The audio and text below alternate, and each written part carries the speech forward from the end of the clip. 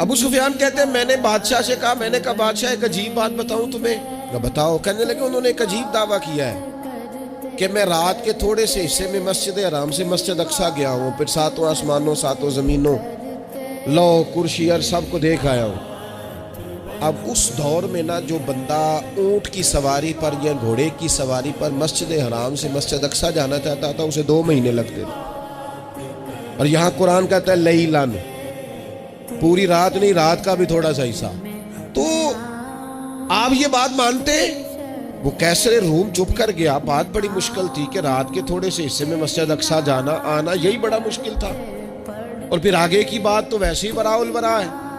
وہ ابھی چپ کیا ہی تھا کہ اس کے پیچھے نا ایک راہب بیٹھا تھا، عبادت گزار جو مسجد اقصیٰ میں عبادت کرتا تھا۔ وہ کہنے لگا بادشاہ ٹھہر جا، مجھے ایک بات یاد آئی ہے۔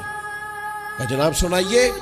تو وہ کہنے لگا ایک رات میں رات کو مسجد اقصیٰ کے سارے دروازے بند کر رہا تھا، مین گیٹ میں بند کرنے لگا تو مجھ سے بند نہیں ہو رہا تھا، میں نے بڑی کوشش کی لیکن بند ہی نہیں ہوتا تھا، اور بھی باقی لوگوں کو بلایا، جدوجہد کی، بند نہیں ہوتا تھا۔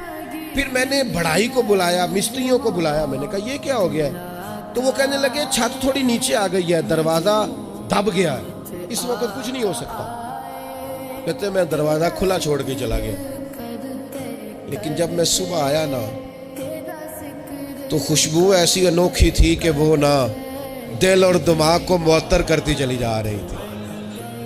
اور پھر میں نے اچانک نظر کی تو مجھے نا وہاں جانور کے بندنے کے آثار بھی نظر آئے، اور پھر جب میں اندر گیا تو میں وہ رہنائی بتا نہیں سکتا بادشاہ کیا تھی، اور حال یہ تھا کہ اب میں نے دروازہ بند کیا ہے نا تو دروازہ بھی آرام سے بند ہو گیا۔ وہ گڑبڑ نہیں تھا، وہ کسی روکنے والے نے روکا تھا۔ وہ کیوں رکا تھا؟ ہمارے صوفیاء کہتے ہیں، آپ کو پتہ ہے کہ 18,000 سال کا سفر نبی پاک علیہ السلام نے طے کیا، لیکن جب حضور تشریف لے گئے تو پانی چل رہا تھا تو چلتا رہا، کنڈی ہل رہی تھی تو ہلتی رہی، بستر گرم تھا تو گرم رہا، اور کائنات ساری کی ساری رک بھلا کیوں گئی؟ وہ کہتے اس لیے کہ نبی پاک جان ہے اس کائنات کی۔